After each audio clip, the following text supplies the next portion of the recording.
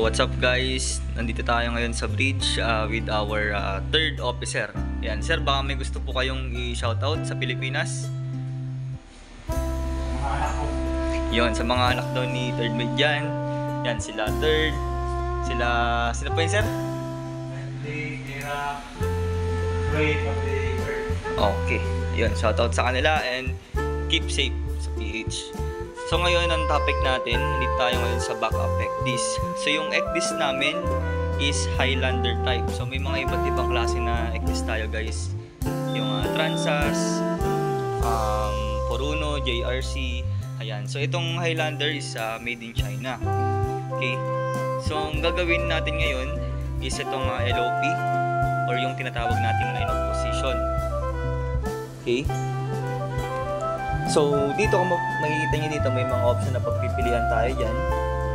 Legend, nav tools, route information, radar, positioning, other sensor information, yan, user chart, anchorage, dead reckoning, maintenance, and itong parallel index.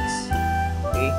So, yung line of position na tinatawag natin, ito yung line na ini-indicate niya yung series ng possible position ng ating barko. So, ngayon gagawa tayo ng example. So, punta tayo dito sa sinabi natin kanina. And then, punta tayo sa positioning. So, itong tinatawag nating position mark, nandito yung coordinates natin, yung latitude and longitude. So, global positioning 1. Then, ito naman sa left side is itong LOP or line of position. So, in manual LOPs, may dalawa dyan. Yung line of position bearing and itong line of position range. So, ang gagawin lang natin is check lang natin itong pareho. Ayan. So, once na na-check nyo na yan, click nyo itong select by cursor. And then, nalagay natin siya dito sa lighthouse. Yung pinakamalapit sa barko natin. Okay? So, click natin yan. Left click.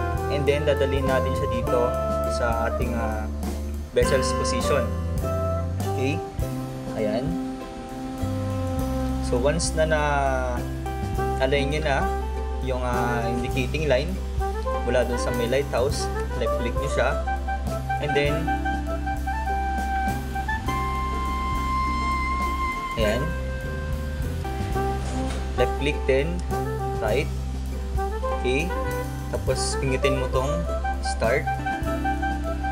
Okay. Yan. So, meron na tayo ditong LOP. Okay. So, ganun lang siya. Select by cursor mo lang. Kailangan may mahanap kang fixed object dyan. Tapos, select by cursor. Left click. Then, i-right mo na. Once na natapat mo na dito sa mismong vessel position mo.